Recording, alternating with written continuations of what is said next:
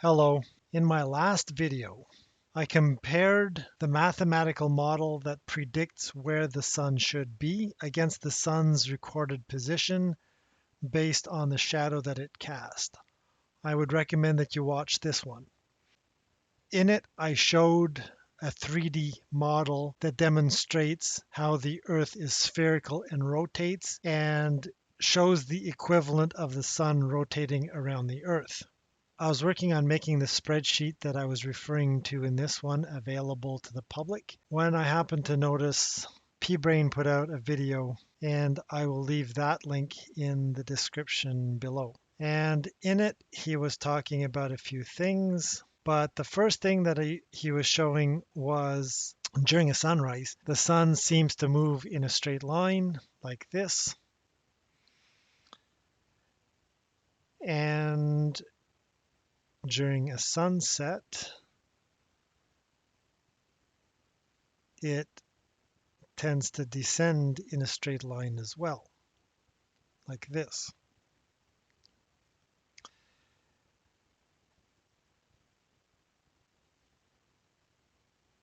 In it, he wants us to think that the sun disappears to the vanishing point like he's got in his converging lines off into the distance. But first, let's take a simple look at the sun's movement if it was on the globe.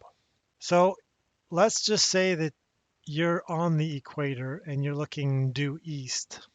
On the equinox, the sun is going to appear due east and appear to move straight up, perpendicular to the horizon until it reaches overhead, and then appear to sink perpendicular to the horizon until it sets due west. Now, if that is at the equator, these were not taken at the equator. What happens if you're living on a ball and you rotate the Earth so that the sun maintains that vertical descent? Then it would look something like this on a sunrise, and it would look something like this on a sunset. But back to my video that I had put out, I showed how the mathematical model describes a spherical Earth and the azimuth and the altitude of the sun for any given location can be computed that matches what we see.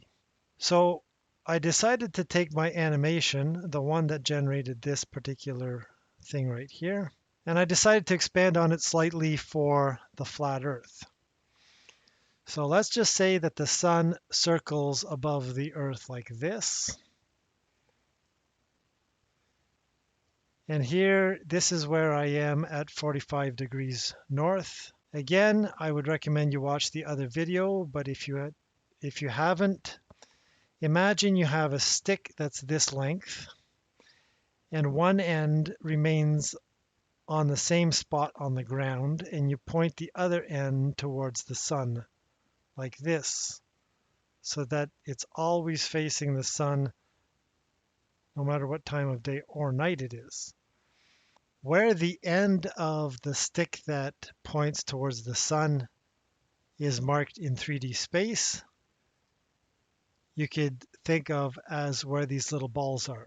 On a flat Earth, this is how it should be for August the 10th.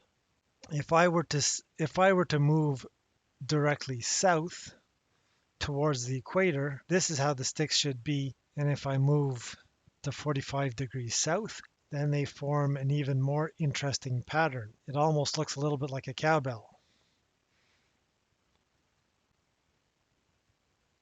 And I can also extend these so that I can show you where it intersects the sun's orbit above the Earth.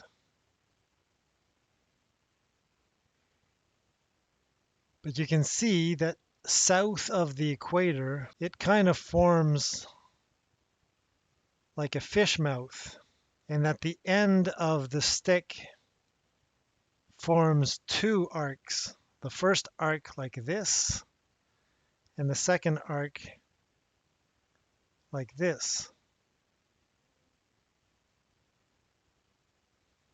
Now, if we compare that with a globe Earth, I move this at 45 degrees north like this. and this is where the sun should orbit. And you can see that all the ends of the stick would form a single rotating circle in a single plane, not like this. And then if we go looking through the other ones, so here's 45 degrees north, here's the equator, here's 45 degrees south. And then I thought, what would it look like for December 23rd, which is just shortly after the winter solstice. So for 45 degrees north, it looks relatively flat. And at the equator, it's already starting to cup like this. And 45 degrees south, it still looks a bit like a fish mouth. Let's take a look at the globe Earth. There's 45 degrees north. There's the equator. There's 45 degrees south. And then finally, let's look at June 21st, which is the summer solstice. So for the summer solstice, even at 45 degrees north, you can start to see how it forms, how it starts to cup like this. More pronounced at the equator, extremely pronounced at 45 degrees south. And then finally, what would it look like on a globe? Again, this is very similar to the first one I looked at, which is August 10th, but the ring is much farther north. And if we compare 15 against 3, you can see how much farther it's shifted. So 15, 16, and 17. So to generate all of these data points, what I did was I used the spreadsheet that I had created in an earlier video that attempts to calculate the altitude and the azimuth of the sun if it was a flat Earth. And then I also used the NOAA Solar Calculations spreadsheet and used its azimuth and altitude. So once again, for anybody who is south of the equator, there will be times of the year where the flat Earth model simply cannot work. That's it for the moment. Thanks for watching, and I'll hopefully see you in another video soon enough. Bye for now.